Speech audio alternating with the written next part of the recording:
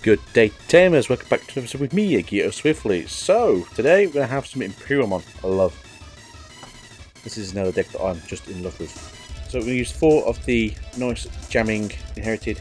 You swing with jamming, get a draw. I love this Digimon.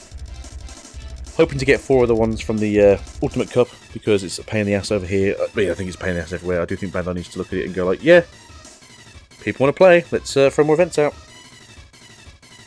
I'm going to play 2 of the unplayable top 4 cards, add 1 dual coloured card to your hand, put the remaining at the bottom of your deck.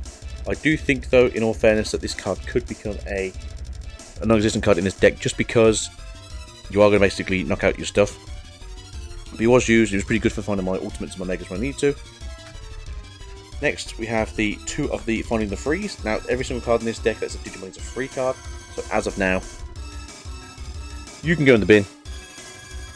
And we can have 4 of these instead. So I do think getting rid of those and putting in the others of this is probably the best plan.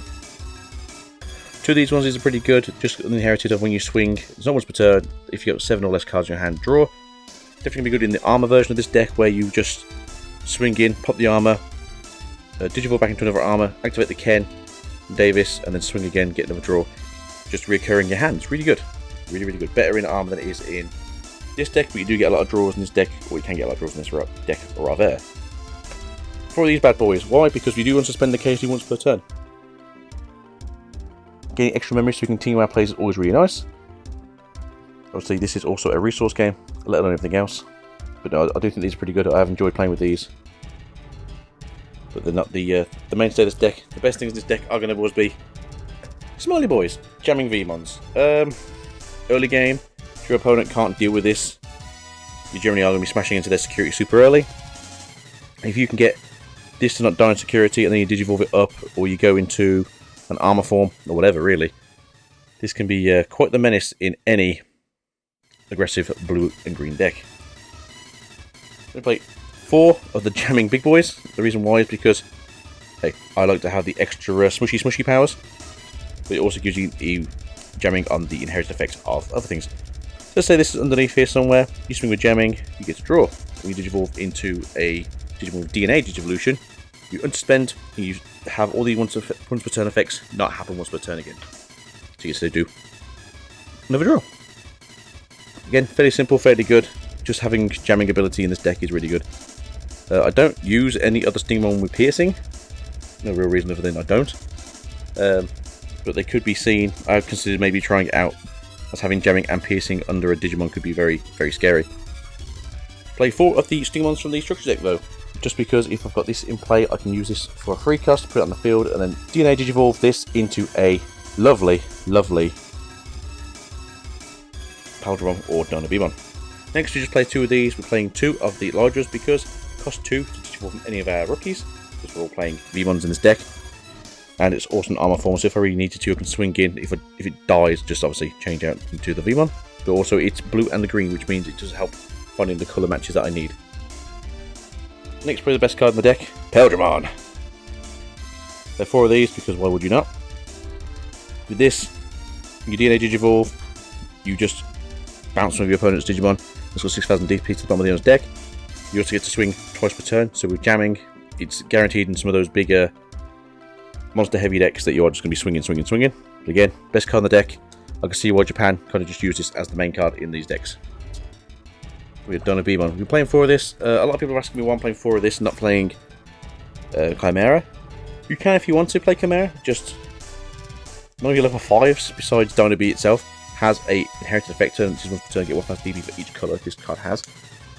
Obviously, in a Chimeramon, you'd be getting like 3,000 DP, you'd have like a minimum, and then plus its own effects of what was that, like 12, 13k, so it's a big beat stick. But I do think having access just to this is pretty good. Although we'll give the Chimera version a try, as we do have enough cards to try that. We play 4 of these because these are just combo pieces. Evolve into level 6. Spread out your level 4s, pop back to the side, evolve into another DNA, swing. Really good. Very heavily costed though, 4 cost is quite high, but this deck doesn't really have any issues with memory, but you know. Last 2 Digimon in this deck. Fighter modes, everything is a free, as I said before. So you do get to have access to this from your Vmons searching for the free cards. It's a very interesting card. When turn one of your opponent's Digimon with 10,000 DP, you to the bottom of your deck. Pretty good, especially if you somehow like you move some DP or your opponent's left something on the field that they shouldn't have. And if you have a blue card in the Digimon's Dilution card, and suspend one of your Digimon. And if that's a green card in Dilution cards, suspend one of your opponent's Digimon. So generally, because you're going to evolve from Imperialdramon, you're doing both effects, and then because you unsuspended, depending on how much memory you had at the end of the start or end of turn, swing, swing, swing, swing.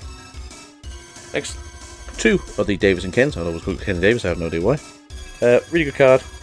They are multiplicative, so if you have both of these in the field, you do gain a memory per each section, so you can go one green, one blue, memory, one green, one blue, memory, so that's 4. And then these aren't these are activated when you choose to. So if you do Digivolve into something that needs to unsuspend, you can suspend. So for instance, if you go into Imperialdramon, swing, swing, and then you Digivolve into your Imperialdramon, Dragon Boy, you can unsuspend it, and then you can swing again, and then you can Digivolve into Fighter mode, and then it will unsuspend itself because you've got a source. So these are pretty good. These are very good. More combo pieces, more enablers, and more memories, always good. Davis is just a memory setter, as well as being fantastic for searching. Searches everything in his deck that's a Digimon. Searches one blue and one green Digimon per search. Out of the 3 cards you can choose. And since the deck is essentially like 40 blue cards or something, and like 12, 14 green cards, it's not terrible. You find what you find. One of Ice Wall. Why? Because it's a stupidly good card. Either stops your opponents from swarming you to death, or it just stops your opponents by gaining extra memory to reduce their turn. 2 Harness Blocks, again, same thing. If it's in the security, you just get down 2 memory, which obviously annoys people. They're trying to do like ending game plays. Or if it's in your hand, gain 1 memory per. Pretty good card. Some people run it at 4. I'm just running it at 2 because I think it's just nice to see it, but you don't need to see it all the time. 2 of these though. Why? Because we can search for our blue stuff. If you are looking for your Stingmons, you do have the option of searching for your Lydra, which is why Lydra's in here. But again, it will make you whiff your stings. So if you're stuck with your stings, do be careful when you use this. But I do recommend using it because searching, as well as cycling your deck, as well as 2 extra memory at the end of the turn, is always fantastic. And then last but not least, we have the Megadeth.